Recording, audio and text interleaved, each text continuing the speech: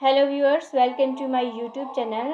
धर्मशास्त्रों में मनुस्मृति का अपना एक मुख्य स्थान है। समाज में सही राह और ज्ञान प्रदान करने के लिए मनुस्मृति की नीतियाँ बहुत ही महत्वपूर्ण मानी गई हैं। इन नीतियों का पालन करके मनुष्य जीवन में कई लाभ प्राप्त कर सकता है। मनुस्मृति में इंद्रियों के बारे में बताया गया है कि जिन्हें अगर वश में न रखा जाए तो मनुष्य अपना नुकसान कर बैठता है। तो चलिए जानते हैं मनुस्मृति के अनुसार आपको किन चीज़ों को अपने वश में रखना चाहिए। अगर आप इन्हें वश में नहीं रखेंगे तो आपको नुकसान हो सकता है। शब्द। कहा जाता है कि शब्द बाणों की तरह होते हैं। मुंह से निकला हुआ शब्द और धनुष से निकला हुआ बाण कभी भी वापस नहीं लिया जा सकता, इसलिए उनका प्रयोग सोच समझकर करना चाहिए। बिना सोचे समझे प्रयोग किए गए शब्दों से मनुष्य अपना नुकसान कर बैठता है। कई बार गुस्से में मनुष्य वो बातें बोल जाता है जो उसे बिल्कुल भी नहीं बोलनी चाहिए, जिनकी वजह से वो दोष का भी पात्र बन जाता है।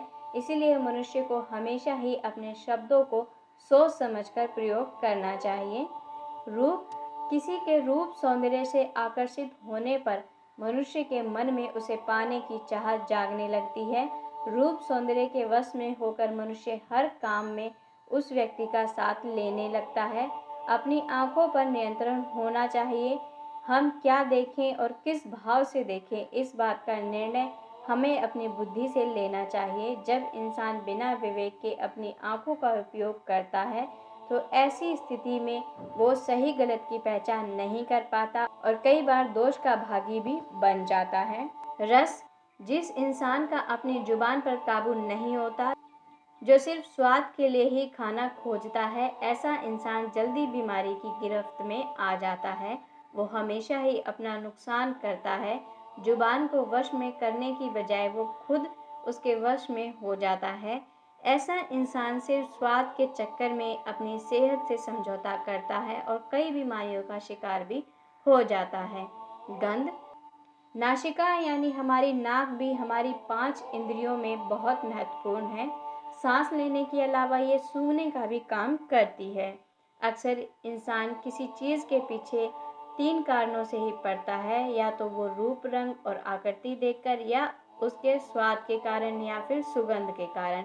कई बार अच्छी महक वाली वस्तुएं भी स्वास्थ्य के लिए हानिकारक होती हैं। हमें अपनी नाक पर भी नियंत्रण रखना चाहिए, जिससे नुकसान से बचा जा सकता है। तो दोस्तों, आज मैंने आपको बताया है कि आपको किन किन चीज़ों पर अपना वश रखना चाहिए। अगर आप वश नहीं रखेंगे तो ये आपके लिए नुकसानदेह हो सकता है।